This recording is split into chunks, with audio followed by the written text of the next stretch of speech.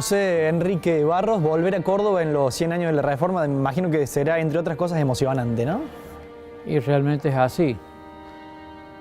Si bien nosotros vivimos en Villa Mercedes, en San Luis, Córdoba está presente permanentemente, pues me ha tocado estudiar acá en mi ciudad y los hijos también. Y bueno, además en esta oportunidad, en un magno acontecimiento en el cual la figura de mi abuelo está presente en forma bastante sostenida, fuerte, como uno de los pilares de la Reforma, con más razón es muy emotivo y no es una visita más a Córdoba, ¿no? Estudiaste medicina en la universidad con el nombre de Enrique Barros. ¿Qué significó en aquella época, de la década del 70, tener ese nombre? O sea, yo no era activo, digamos, participante de los movimientos estudiantiles.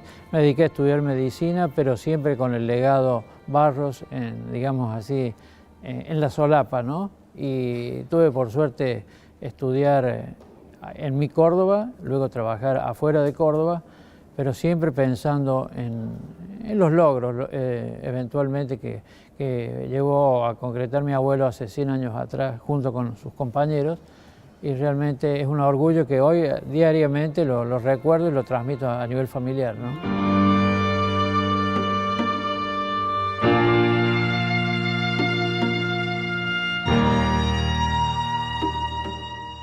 Y hay muchas discusiones en torno a la Reforma sobre su verdadero legado y cuánto nos recordamos de ella. En aquella época, en su época de estudiantes, la Reforma y el nombre de Enrique Barros era reivindicado y valorado como hoy, ¿o no? Se hablaba, no en la intensidad actual, ¿no? Pero se hablaba ya en forma pronunciada de la Reforma. Yo creo que lo de ahora es incomparable, ¿no? Si tuviera que contarle a un nieto suyo, a un hijo suyo joven, quién fue Enrique Barros, su abuelo, ¿cómo lo podría describir? Yo tengo una cercanía hasta los 12 años que vivía mi abuelo, falleció en el año 1961, de una experiencia familiar un poquito reticente en algún sentido. Él fue padre de mi papá muy joven, cuando era estudiante, entonces la cercanía fue hasta un cierto momento fría, pero ya en los últimos años, yo con conocimiento de causa, viviendo más cerca de él, yo creo que lo alcancé a admirar bastante, y de allí la inclinación por la medicina también, ¿no? Así que fue una cosa de transmisión de abuelo a nieto prácticamente directa. El principal legado, de algún modo, El ¿no? principal legado por lo cual me incliné por la medicina, ¿no? Y de lo que ha podido saber después de quién fue Enrique, ¿cómo lo podría describir, cómo lo podría definir? Yo siempre digo que la universidad, o mejor dicho, la reforma universitaria, es como un tren largo, con muchos vagones y una locomotora, que es la que maneja todo. Y ahí estaba sentado él, en esa locomotora, junto con Horacio Valdés, Ismael Bordaber, el triunvirato que fue quien manejó la FUC al comienzo, prácticamente eran los señeros, y todos los demás acompañaban con mucho vigor para lograr el objetivo, ¿no? Y en ese trío, Enrique Barros era el que le echaba leña al fuego, Aparentemente, ¿no? Sí, era de un gran de ímpetu de actuar.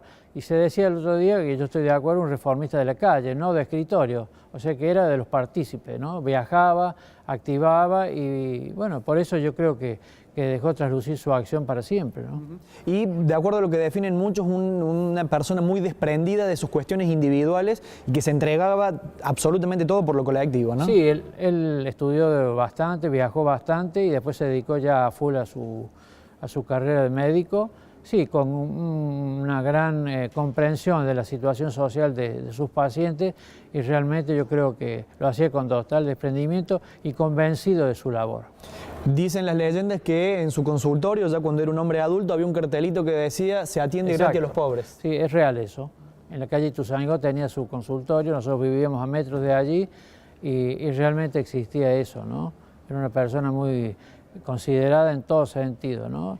Y hasta último momento trabajó pensando en lo que el 18 le había marcado la vida, todo lo que vivió y sufrió en algún sentido físicamente. Hay otra anécdota, yo lo sabía pasar frente al departamento donde vivíamos nosotros, a veces a mediodía a buscar su coche, iba con su bastoncito, su maletín, su sombrero, y digo yo que la gente por ahí lo miraba detenidamente, y yo de chico a lo mejor no lo percataba, pero ahora pienso que era porque no era una persona más que iba deambulando, sino una persona que realmente había dejado algo, ¿no?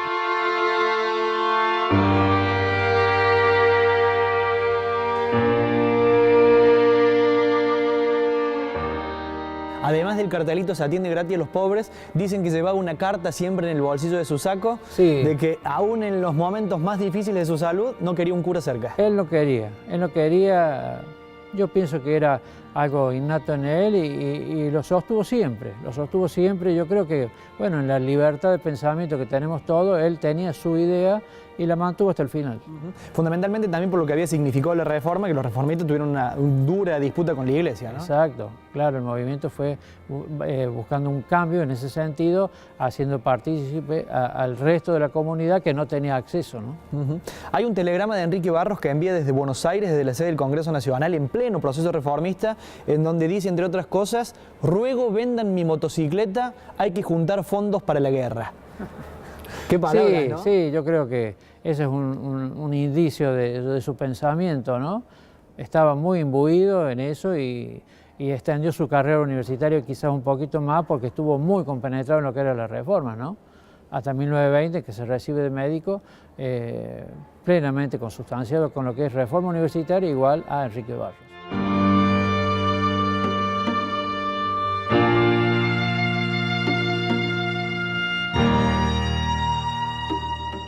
¿Qué fue lo que pasó en el Clínicas cuando la reforma ya estaba lograda? Y pasó unos meses después del momento actual, del 15 de junio, fue atacado mientras él estaba trabajando ahí como practicante, con un grupo de gente que estaba en discrepancia con las ideas básicamente que él representaba, y lo agredieron ferozmente en la cabeza, tuvo varias operaciones, se recuperó, pero con el tiempo le fue pasando factura a esos golpes y tuvo alguna dificultad de ambulatoria en los últimos años de su vida. Pero bueno, por suerte sobrevivió a ese mal momento y siguió en la lucha, ¿no? A mí me da la idea que el cuerpo de Enrique Barros es como la síntesis de la reforma, ¿no? Que fue atacada permanentemente y sin embargo pudo sobrevivir. Claro, pudo sobrevivir, ¿no? Yo creo que ahí había un fuego adentro que lo mantuvo y hasta el último día, que fue marzo del 61, vivo, realmente, como tú dices, fogoneado por eso, ¿no? Después la carrera profesional de Barros es muy importante, su formación en Alemania, e incluso hay una mención de una posibilidad del premio Nobel, ¿no? Sí, fue el estudio sobre la citacosis que hizo en su momento, el estudio de este cuadro virósico. Él pergeñó un estudio y una investigación y estuvo cerca de eso, no creo que era la ambición de él, pero logró su fruto y su aporte. Uno de los aportes que dijo o que quedó de la parte de su actividad médica fue justamente el estudio de esta enfermedad.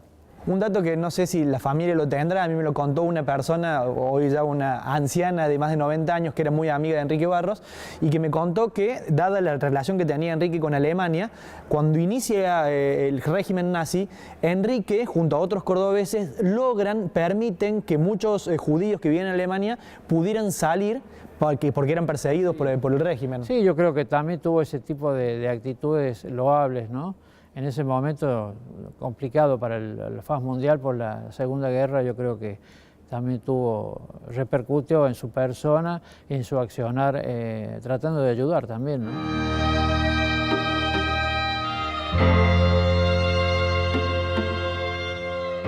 ¿Cómo fue que te enteraste del momento de la muerte de Enrique Barros? Bueno, yo lo que me recuerdo, tenía 12 años en ese momento, era que había tenido una crisis muy fuerte estando atendiendo en su consultorio ahí en calle Ituzaingó. Una noche estábamos durmiendo en mi casa con mi hermana y aparece la figura de mi padre y de mi madre en la puerta, 2 o 3 de la mañana, y se sintetizó con 2 palabras: falleció Enrique. Bueno, eso fue un momento durísimo porque era como que se desprendía alguien de la familia, pero no se desprendía del todo, porque hoy estamos hablando de él. Y realmente ese momento pasó. Pero fue en esas circunstancias que yo me entero de su fallecimiento. Podemos decir que hoy Enrique está más vivo que nunca. Y yo creo que sí, y va a ir creciendo la figura junto con la del resto de los muchachos reformistas, ¿no?